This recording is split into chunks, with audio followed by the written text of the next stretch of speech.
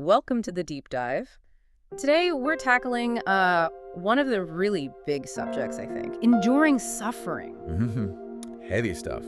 Yeah, and we're not just talking about, minor inconveniences. We mean significant trials. What's their purpose? How are we supposed to navigate them? Right, without completely falling apart. Exactly. So our sources today are, well, they're pretty powerful reflections on perseverance. We're pulling mainly from the story of Job. A classic example. That classic, yeah. But then framing it through a New Testament lens, specifically the book of James. This gives it a different spin. It does. Our mission here is to take these, ancient lessons and see if we can translate them into something useful today. A kind of playbook for getting through tough times. For ourselves and maybe helping others too. And the core idea, it's challenging right off the bat. Yeah. Because most people hear Job and think, wow, terrible luck. Just tragedy. Right, victim of circumstance. Yeah, but the perspective we're looking at today says, hold on, maybe that misses the whole point. The material really highlights James' 5-point lens. You have heard of Job's perseverance and have seen what the Lord finally brought about. Okay. And then it adds, the Lord is full of compassion and mercy. So the argument lurking there is, this wasn't just some awful thing God eventually fixed. You're saying it was intentional, part of a process. That's what the sources suggest, Yeah. an intentional process.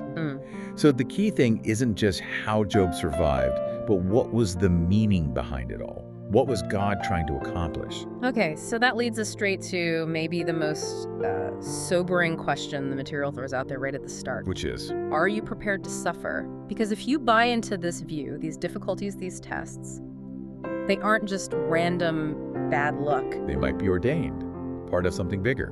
A refining process, maybe? A refining process, wow, okay. So if we accept that, maybe just for the sake of argument, that the test is coming, then we really need to get clear on what kind of pressure we're actually facing. Because not all pressure is the same. Exactly. And the sources make a really crucial distinction here.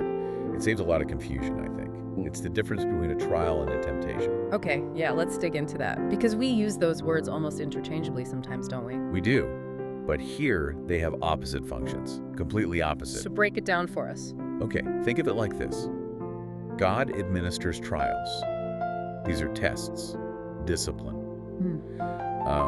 They're designed to refine us, to help us grow. The intention is positive then, constructive.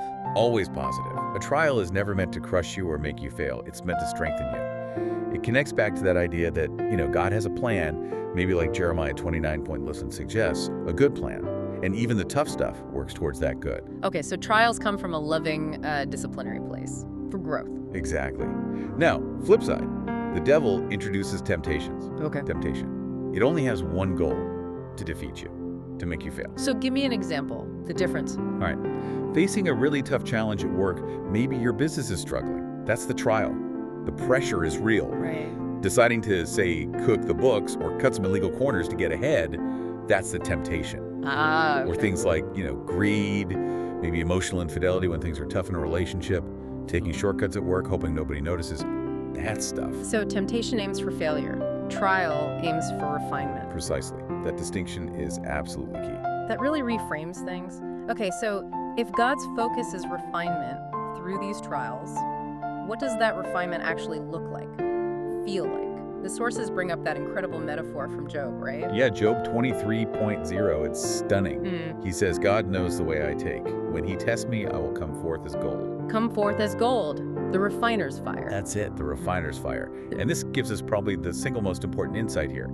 If we are the gold and we're put in the crucible, the fire. It burns off the impurities. Right. Anything in us that can't stand the heat, anything worthless or impure, it gets burned away. It's purification. But man, if you're the one in the fire, in that crucible, it must feel less like purification and more like abandonment or just destruction. The heat feels unbearable. Yeah, it's the tension, isn't it? Yeah. That's the struggle. But here's the anchor the material offers.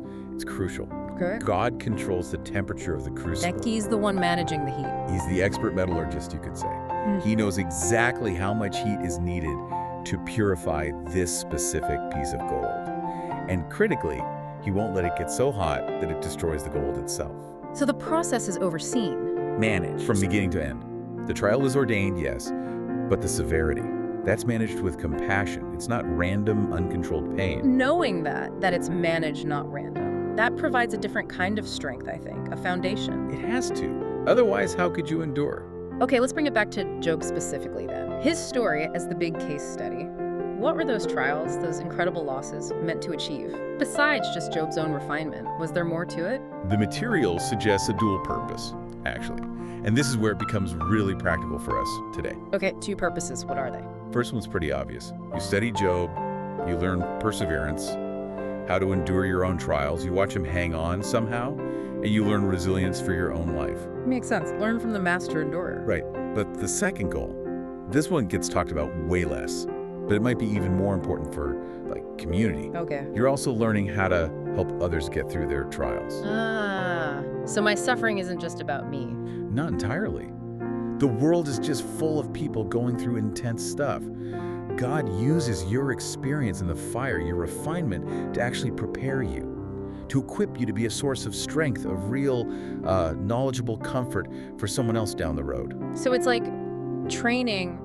Our suffering is training ground for future service. We're being equipped. That's exactly the idea. Equipped through experience. And these trials, they aren't abstract. They take very real forms. Right. Well, what kind of things are we talking about? Well, sources mention things like, natural disasters, man-made calamities too, intense pressure at work, just the frustration of daily life piling up, or, serious illness, long-term disease. Real-world suffering. We actually have a specific example in the material, don't we, that illustrates this kind of collective trial, the Hualien flood. Yeah, September 23rd, it hit Guangfu Township really hard. Devastating. That's a massive community crisis. Just how did that awful event become a teachable moment in the context we're discussing? Well, the devastation was just immense. Huge reconstruction needed aid efforts. Yeah. A massive undertaking. And the material connects us to an anecdote. There was an older pastor reflecting. Okay. He was watching a younger evangelist who was leading the reconstruction effort. A really tough job. Not just physically, but emotionally draining. Spiritually taxing. I'd only imagine. And this older pastor, he drew a parallel.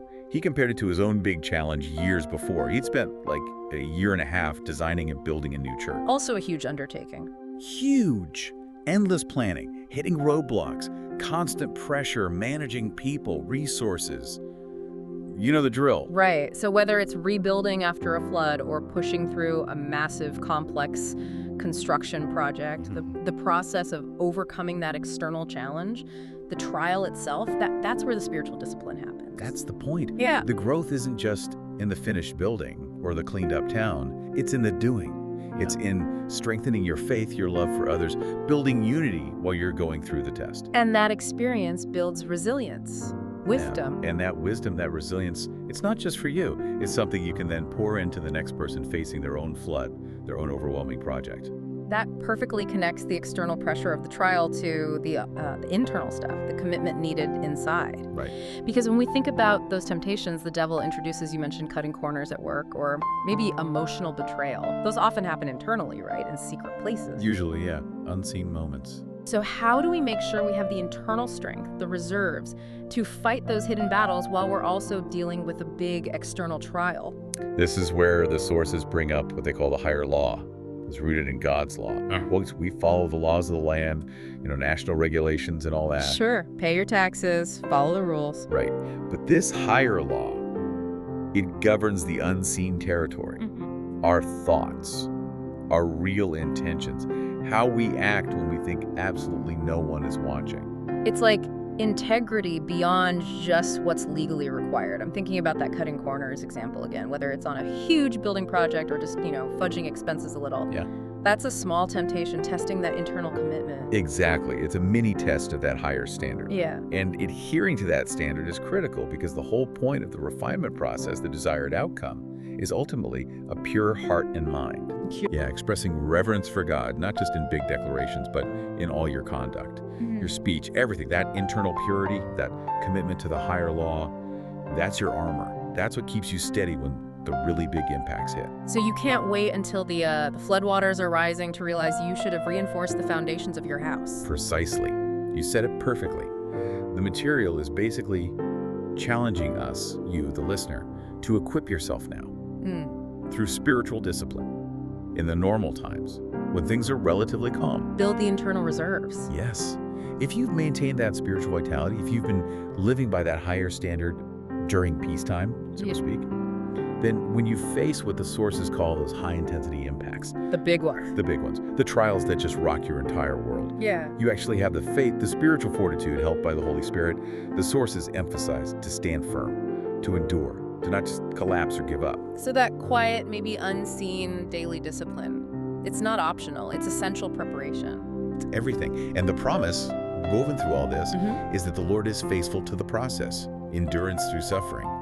Even if it involves tears, despair, maybe questioning everything, it ultimately leads to strength, Yeah. real strength, So the whole thing is designed for growth. profound growth, not just so you feel better or get some personal benefit, but so you become this trained, equipped, compassionate resource for others in your workplace, in your church, just in your community, everywhere. Wow. This has been quite a deep dive. Really shifts the perspective, doesn't it? Away from seeing trials as just random bad luck to seeing them as intentional acts of refinement with that dual purpose, getting us through and preparing us to help others through. That's a powerful framework. It really is. So as you, our listener, go about your day, we want to leave you with one final thought. Something to mull over. It takes all these, challenging ideas and makes them really personal. Think about your own life. If you were to, rank the suffering you've experienced from lowest difficulty to highest, what was the single most difficult thing? The one that caused you the most pain, the most struggle? Got it. Identify the peak suffering moment. Right. Now, here's the crucial second part, the application. How has the growth that came out of that specific trial, how has it prepared you specifically to help someone else who might be facing that exact same difficulty right now today? Connecting personal growth to potential service. Exactly. How did the fire prepare you to help someone else navigate their own crucible? Something to think about.